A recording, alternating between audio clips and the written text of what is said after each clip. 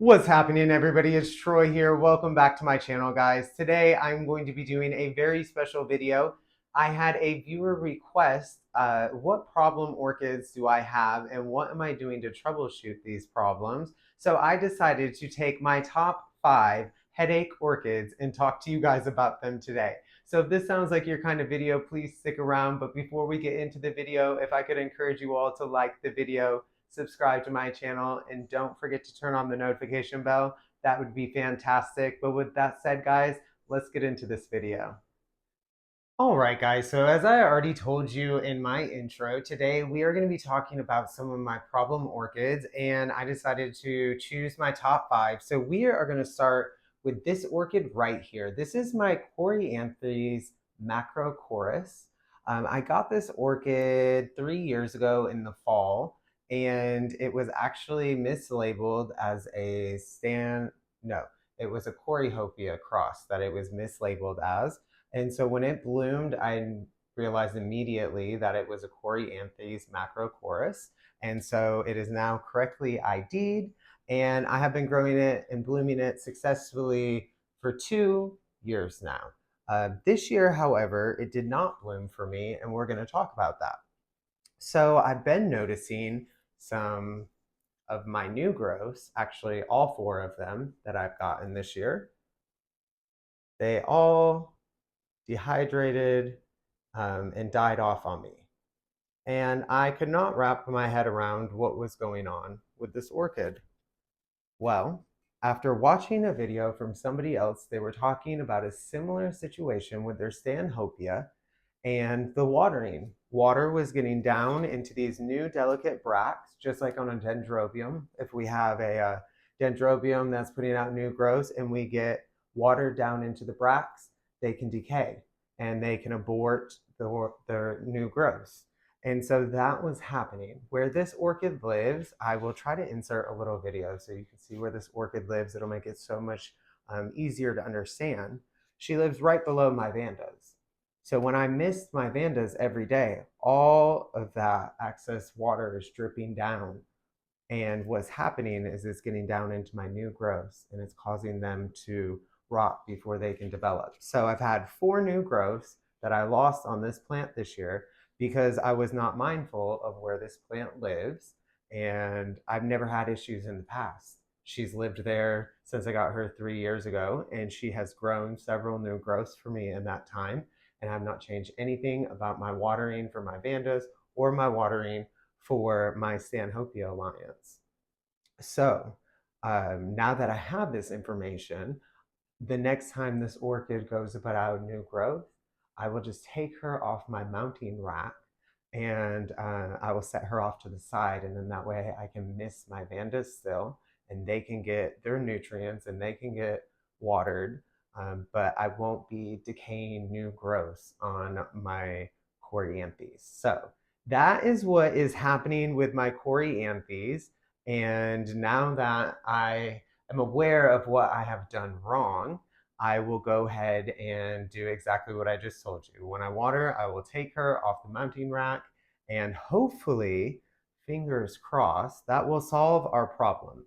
At first, I thought that I wasn't giving this orchid enough nutrients. I thought maybe she had a calcium and magnesium deficiency, but as you can see here from her leaf tips, I've actually given her a little bit too much nutrients. I really did. I thought that I was behind on my nutrients with this orchid. So that is actually not the problem. So hopefully, if anybody else is having a similar problem, I just answered a question for you all. And with that said, we will move on to the next orchid. All right, friends, the next orchid I have for you guys on the docket today is my Miltoniopsis Cindy Kane by Linda Lingle. I got this orchid last year in March, and then in September of last year, she was actually my first orchid to go into LECA and self-watering. And that is where things started going wrong for this very vigorous plant. So she lives downstairs on my kitchen table, and she is getting eastern facing sun, and she bloomed very prolific for me. I think like in that 6-month period, she bloomed twice for me. And then I decided because she was so vigorous, she'd be a great candidate to be my first orchid into leca and self-watering.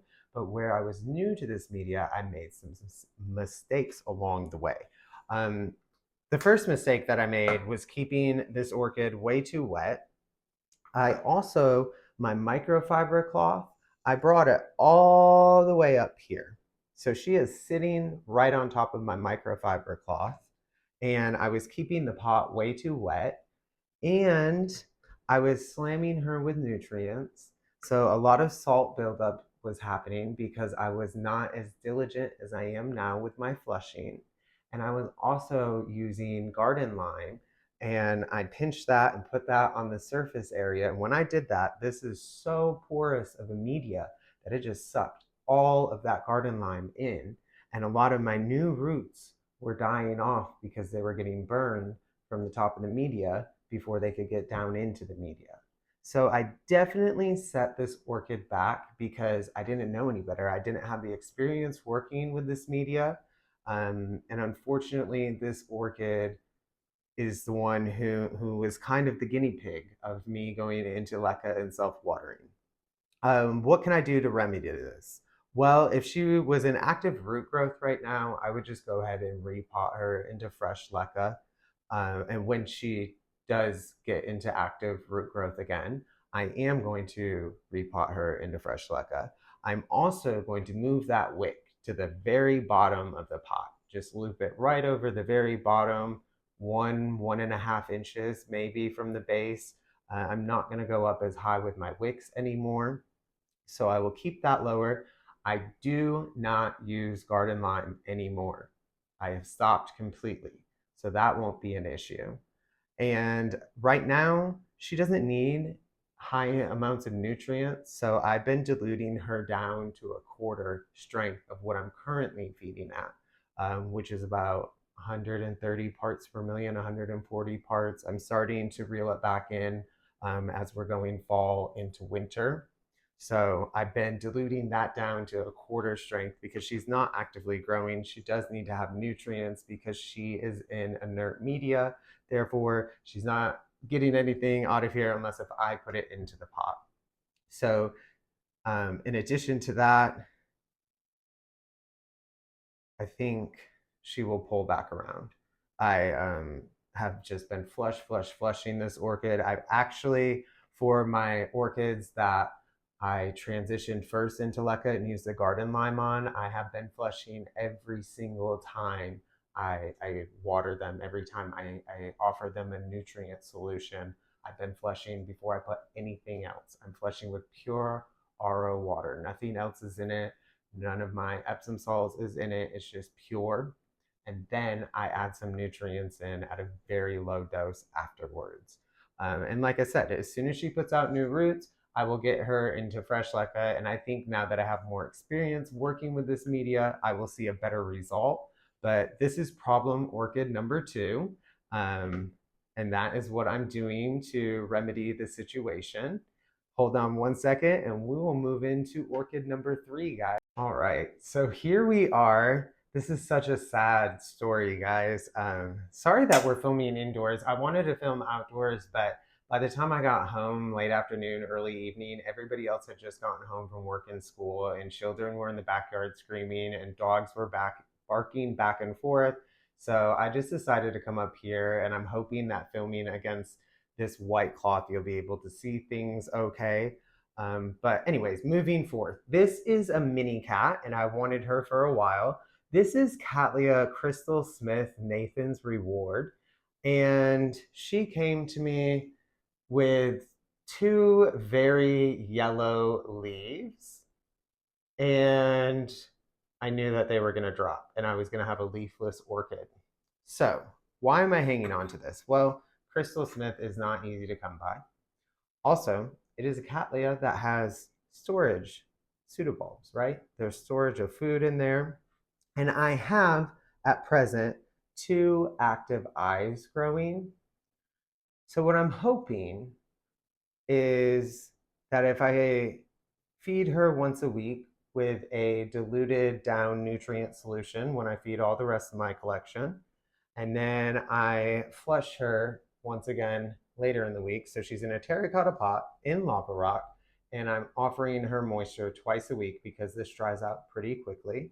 I did that intentionally because this orchid is also rootless. So I'm gonna have to get roots on her, and she has 2 active eyes. So this is a gamble, guys, and I'm not 100% expecting the best results. Yes, I do have the pseudobulbs for storage, but what if all of them give out and these eyes haven't grown? They're not going to have any food left or any energy left to continue to produce those eyes.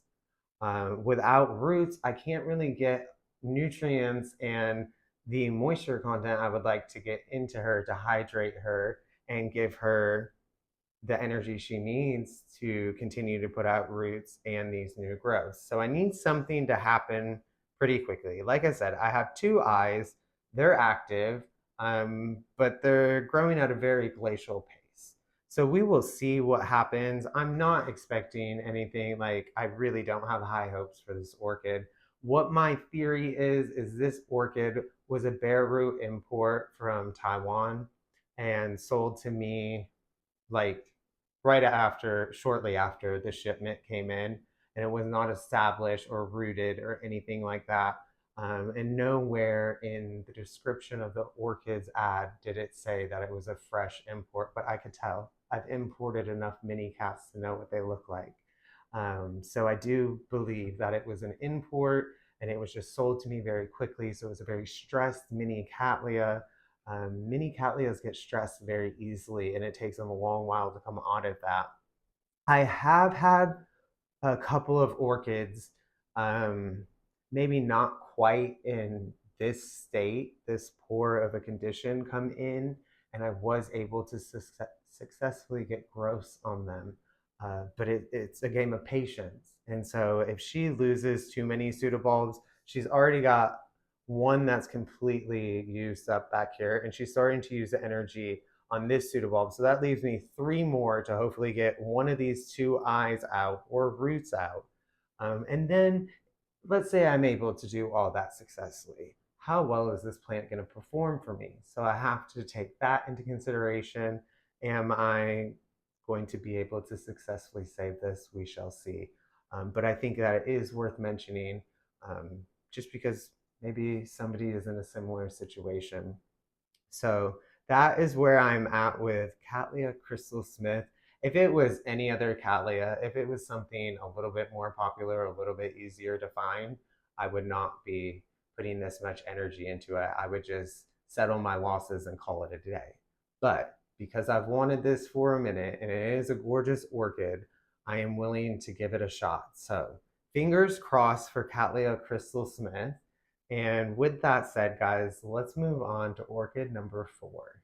All right, guys, this is another sad story for me. This is my Jumellea. This is comorensis. So this is a compact growing Jumellea from Comoro Islands off the coast of Madagascar. And it is a phenomenal species orchid. I will have to insert a photo so you can see. She's actually producing a bloom right now. She's in bud, and then she has 2 more spikes coming out. So what happened to my poor little orchid? Well, as you guys know, I combat spider mites, and I have a lot of orchids, so things can get out of control very, very quickly. And my poor Jumellea got attacked by spider mites. That's fine, we knocked them off, and that was okay. However, as a result of the damage from the spider mites, I got this fungal infection into my leaves. So she's a little bit unsightly. She's dropped 2 or 3 leaves right here on her oldest growth. But with that said, guys, she's actually pretty healthy. She's still putting out, great roots, and she is putting out 1, 2, 3, 4 pups. So she's actively growing. She's blooming for me. She's a happy orchid. Even though she looks pitiful, and this sometimes happens. So what am I doing to help this orchid along? Well, I've been monitoring her for spider mites. I have also, in addition to, I use beneficiary mites, predatory mites, to take out and help me control my spider mite population. So she's been getting a hanging box right next to her, so that way they get on her and they do what they're supposed to do and keep the spider mites under control. But in addition to that, I've also been once a week using Physan, just spraying her down with my Physan solution, and that has actually helped from this fungal infection spreading anymore. And actually, I think it is improved. I think she looks better from when I started the treatments up until now. So I think we started about 5 weeks ago, the Physan treatments on her. That's when she was looking the most pitiful. And so I do think that she has improved. But I think that this happens quite often. I have a couple other orchids in my collection that the same thing happened. They had gotten their leaves damaged from spider mites, and very shortly after, a fungal infection set in. And I'm treating them in the same manner and I'm having the same results. So with this being such a common thing, I really wanted to shed light on this. I think I have 4 more orchids that are in the same boat, or maybe it's just 3 other orchids that are in the same boat. So I definitely wanted to shed some light onto this. Um, with that said, we are going to see Jumellea in full bloom here very soon, and I'll make a short video and we can see her gorgeous blooms. But I think she will be fine. I think she's going to pull through, and I think everything is going to be okay with this orchid. And with that said, guys, we are going to end on a positive note. So this was originally a problem orchid, and now I think we're almost out of the woods. So sit tight and we are going to talk about my very last orchid. All right, my friends, this is my last and final orchid that I'm going to be sharing with you all today. This is Cattleya dowiana. I received her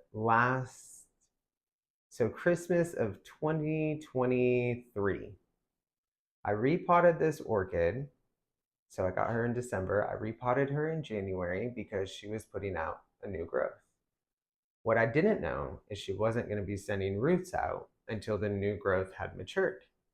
So when I repotted her, I set her back. Set her back. She put out 2 very small stress growths, one there and one there, and just really took a long time to rebound. But I'm going to tell you how I rebounded this orchid was in lava rock. So she is in lava rock, and I was able to get roots out on her because I had been growing in 4 months in lava rock when she started declining. I had already started to observe that Cattleyas put roots out really quick in lava rock. Most orchids will because of the silica, which is a natural micronutrient found in lava rock, and that helps promote root growth. So I don't think, know that bit of information yet. But what I did know, what I had observed, is my orchids who were in lava rock were putting roots out, and I needed roots on this orchid really fast so that way I could start getting her rehydrated and nutrients into her. So what I learned from this, what I took away from this, is do not repot without new roots. And that is why I am so adamant on not repotting it until I have new roots, because this orchid just started declining very, very, very rapidly in front of me.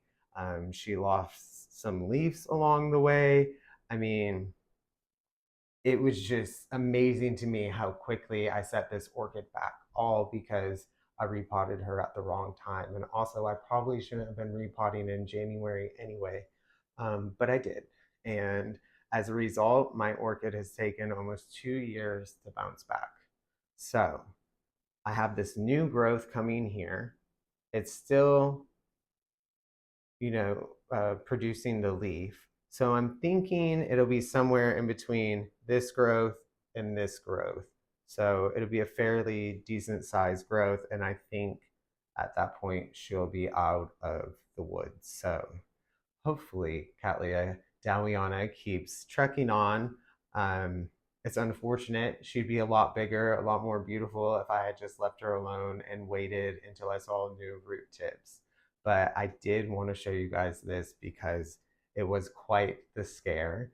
And now she's out of the woods. And so she is a success story, in my opinion. But the true success will come from when I actually bloom this orchid, in my humble opinion. But yeah, guys, this is my top 5 problem orchids. What I decided to do to treat them based on the information I had gathered just through observation. So hopefully somebody else got something from this. They were able to be in a similar situation, and maybe they're able to use this as a reference point for their own orchid, or maybe you all just had fun and enjoyed. Either way, I hope that you guys like this style of video. And if you guys do, please let me know in the comments, and I'd be more than happy to do another one. Hopefully in the future, when I do another video like this, I'm able to be back outside, because I do not like filming inside. I've decided the lighting is just so much better outdoors. And now we're moving into winter, so I'm gonna have to figure out a different setup for over the winter. But thank you guys, I appreciate it, and you all have yourself a fantastic evening.